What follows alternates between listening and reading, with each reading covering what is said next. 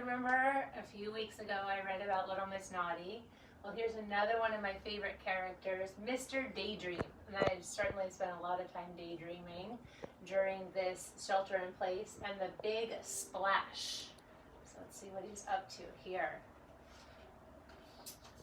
Mr. Happy was not feeling his usual happy self.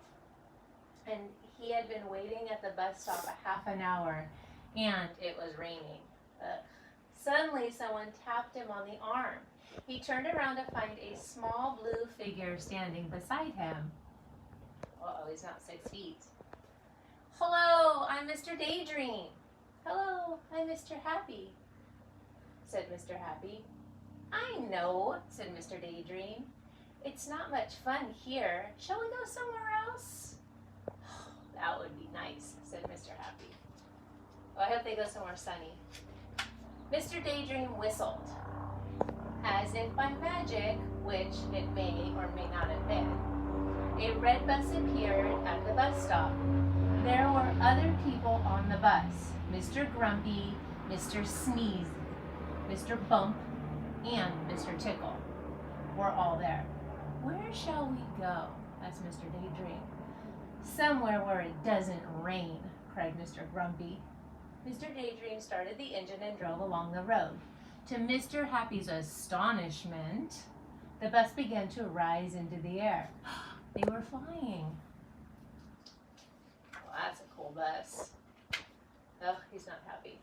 They landed with a bump. Ow! Cried Mr. Bump, falling off his seat. They all trolloped off the bus to find they were on the sand dunes, surrounded as far as they could see by more sand dunes. This is too dry, moaned Mr. Grumpy. There was no pleading, Mr. Grumpy. They all boarded the bus again. Where to next? asked MR.Daydream. Somewhere soft, said Mr. Bump, rubbing his head, in which he bumped, climbing back into the bus. They flew to the North Pole, where the snow was so deep that as much as he fell over, Mr. Bump could not hurt himself. Not surprisingly, Mr. Grumpy thought it was too cold there. And he was not the only one. Hashoo! Sneezed Mr. Sneeze. Can we go so hot? asked Mr. Sneeze. So they flew to the South American jungle. Mr. Sneeze loved it. He was no longer had a cold. There was also something else he no longer had.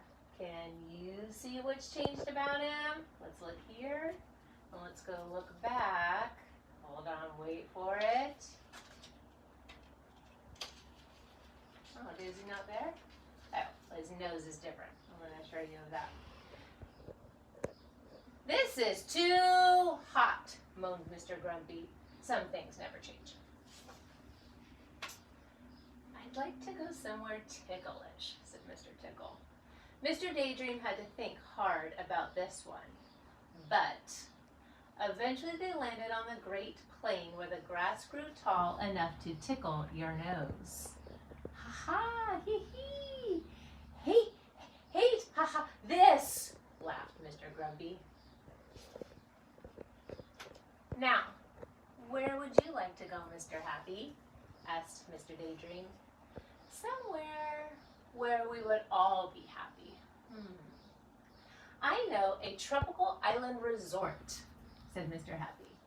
In no time at all, Mr. Happy was lying on a lilo in a pool beneath a palm tree, bathed in sunlight. Oh, that's my kind of place too. He sighed happily, and so did Mr. Tickle, and Mr. Sneeze, and MR.Daydream. I even think Mr. Grumpy should be happy. Everyone was happy, even Mr. Grumpy. Well, almost. Mr. Happy looked to see Mr. Bump on the diving board. Suddenly, he tripped and fell in the pool with an almighty, oh dear. Poor Mr. Bump. Splash! Mr. Happy opened his eyes. The number 10 bus had splashed a puddle all over him. He was back at the bus stop. No more pool, no more palm trees, no more sunshine. It was all just a daydream. Hurry up, said someone behind him. This is too wet.